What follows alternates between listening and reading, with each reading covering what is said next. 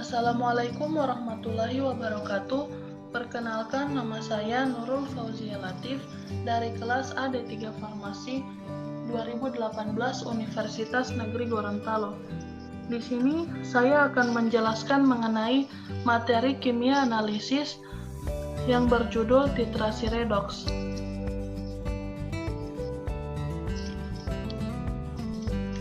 Terlebih dahulu, kita harus mengetahui definisi dari titrasi redoks. Titrasi redoks merupakan suatu metode analisa yang didasarkan pada terjadinya reaksi oksidasi reduksi antara analit dengan titran. Analit yang mengandung spesi reduktor dititrasi dengan titran yang berupa larutan standar dari oksidator atau sebaliknya. Konsep reaksi redoks tersebut merupakan konsep reaksi reduksi oksidasi berdasarkan perubahan bilangan oksidasinya. Kemudian prinsip dari titrasi redoks. Reduksi oksidasi adalah perpindahan elektron dari suatu oksidator ke reduktor. Reaksi reduksi adalah reaksi penangkapan elektron atau reaksi terjadinya penurunan bilangan oksidasi. Sedangkan reaksi oksidasi adalah pelepasan elektron atau reaksi terjadinya kenaikan bilangan oksidasi. Jadi, reaksi redoks adalah reaksi penerimaan elektron dan pelepasan elektron atau reaksi penurunan dan kenaikan bilangan oksidasi. Kemudian, titrasi reduksi oksidasi atau titrasi redoks adalah suatu penetapan kadar reduktor atau oksidator berdasarkan atas reaksi oksidasi dan reduksi antara analit dengan titran, di mana reduktor akan teroksidasi dan oksidator akan tereduksi. Analit yang mengandung spesi reduktor dititrasi dengan titran yang berupa larutan standar dari oksidator atau sebaliknya. Kemudian, kita akan membahas contoh soal dari materi ini. Suatu sampel sebanyak 1,34 gram mengandung besi akan dianalisis kandungan besinya dengan melarutkan dalam asam pekat, kemudian mentitrasi larutan sampel dengan MnO4 atau permanganat. Sebelum sampel dititrasi dengan permanganat, terlebih dahulu sampel dibuat dalam keadaan oksidasi Fe2+, sehingga kita telah yakin semua besi telah menjadi Fe2+. Kemudian Fe2+ direaksikan dengan permanganat menjadi Fe3+ ditambah Mn2+. Larutan sampel dititrasi dengan larutan MnO4 0,1 m. Ternyata diperlukan sebanyak 34 mil untuk mencapai titik akhir titrasi. Pertanyaannya, berapakah konsentrasi besi dalam sampel dalam persen berat? Untuk menyelesaikan persamaan atau persoalan ini, kita harus menyetarakan persamaan redoks. Fe2+ ditambah permanganat menjadi Fe3+ ditambah Mn2+. Terlebih dahulu, kita akan menuliskan setengah reaksi oksidasi dan setengah reaksi reduksinya. Setengah dari reaksi oksidasi yaitu Fe2+ menjadi Fe3+. Terlihat peningkatan bilangan oksidasi dari 2 menjadi 3, maka ini adalah reaksi oksidasi. Jumlah atom sama di sebelah kiri dan kanan, oleh karena itu kita tinggal menyetarakan jumlah muatannya. Di sebelah kiri muatan positif 2 dan di sebelah kanan muatan positif 3, maka di sebelah kanan ditambahkan 1 buah elektron. Kemudian setengah dari reaksi reduksi yaitu MnO4 atau permanganat berubah menjadi Mn2+. Dari persamaan ini terdapat kekurangan oksigen di sebelah kanan. Oleh karena itu ditambahkan 4H2O di sebelah kanan dan 8H+ di sebelah kiri untuk menyetarakan persamaan ini. Selanjutnya kita akan menghitung muatannya. Di sini terdapat 8 muatan positif dan 1 muatan negatif di sebelah kiri, sedangkan di sebelah kanan terdapat 2 muatan positif. Dari persamaan di sebelah kiri dihasilkan 7 muatan positif dan di sebelah kanan 2 muatan positif. Oleh karena itu ditambahkanlah 5 elektron untuk menyetarakannya. Terakhir adalah menyetarakan jumlah elektron.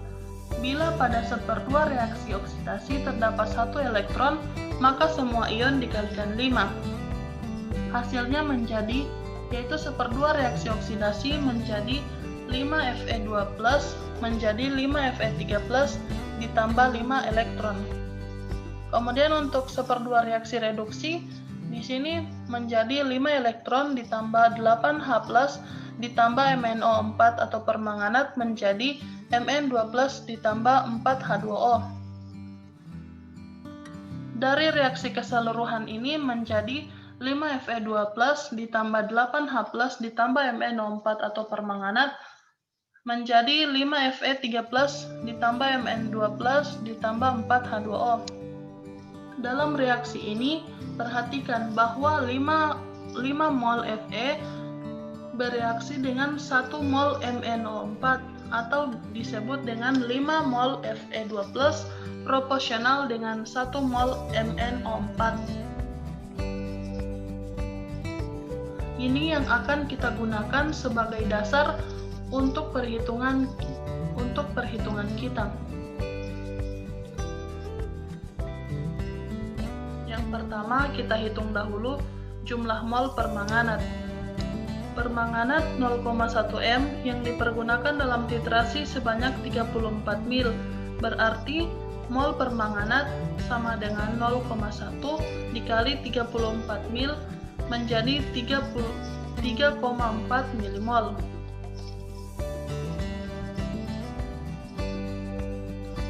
Kemudian berat Fe dihitung dari mol Fe2+, karena mol Fe2+ itu sudah mewakili keseluruhan dari Fe atau bersih.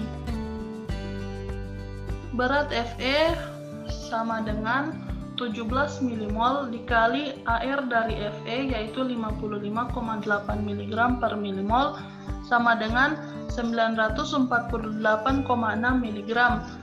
Diubah menjadi gram menjadi 0,9486 gram. Kemudian untuk menghitung persen Fe dalam sampel, kita hitung dengan berat Fe dibagi dengan berat sampel dikali 100%, yaitu 0,9486 gram dibagi dengan 1,34 gram dikali 100%. Hasilnya yaitu 70,79%. Inilah hasil yang akan didapatkan dari permasalahan tadi. Selanjutnya, macam-macam titrasi redoks. Titrasi redoks terbagi menjadi 6, yaitu titrasi yang melibatkan iodium, permanganometri, serimetri, titrasi yang melibatkan brom atau Br2, titrasi yang melibatkan kalium iodida, dan titrasi dengan kalium bromat. Baiklah, kita akan membahas mengenai titrasi yang melibatkan iodium. Titrasi yang melibatkan iodium dapat dilakukan dengan 2 cara, yaitu titrasi langsung atau iodimetri dan titrasi tidak langsung atau iodometri. Yang pertama yaitu titrasi langsung atau iodimetri. Iodium merupakan oksidator yang relatif kuat dengan nilai potensial oksidasi sebesar plus 0,535 volt. Pada saat reaksi oksidasi, iodium akan direduksi menjadi iodida sesuai dengan reaksi, yaitu 2 ditambah 2 elektron menjadi 2 imine. Kemudian titrasi tidak langsung atau iodometri. Iodometri merupakan titrasi tidak langsung dan digunakan untuk menetapkan senyawa-senyawa yang mempunyai potensial oksidasi yang lebih besar daripada sistem iodida atau senyawa-senyawa yang bersifat oksidator seperti CuSO4 5H2O. Sebagai contoh adalah penentuan kandungan klorin atau Cl dalam agen pemutih. Klorin akan mengoksidasi iodida untuk menghasilkan iodium. Reaksi yang terjadi adalah sebagai berikut. Cl2 ditambah 2I- menjadi 2Cl- ditambah I2. Selanjutnya, permanganometri. Selama lebih dari 1 abad, kalium permanganat telah digunakan sebagai alat pengoksidasi yang penting dalam reaksi redoks. Dalam suasana asam, reaksi parokalium permanganat adalah sebagai berikut.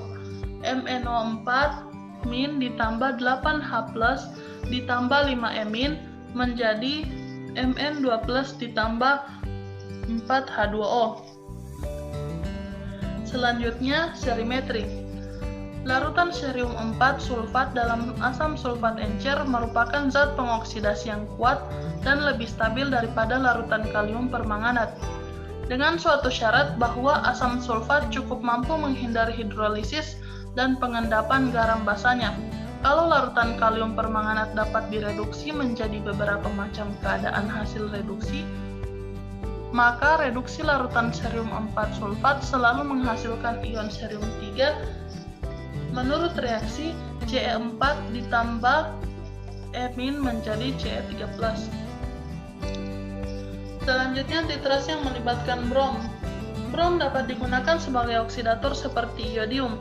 Brom akan direduksi oleh zat-zat organik dengan terbentuknya senyawa hasil substitusi yang tidak larut dalam air, misalnya tribromofenol, tribromanilin, dan sebagainya, yang reaksinya berlangsung secara kuantitatif.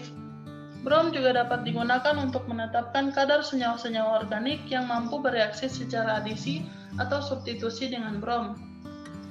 Selain bromnya sendiri, brom juga dapat diperoleh dari hasil pencampuran kalium bromat dan kalium bromida dalam lingkungan asam kuat sesuai dengan reaksi berikut.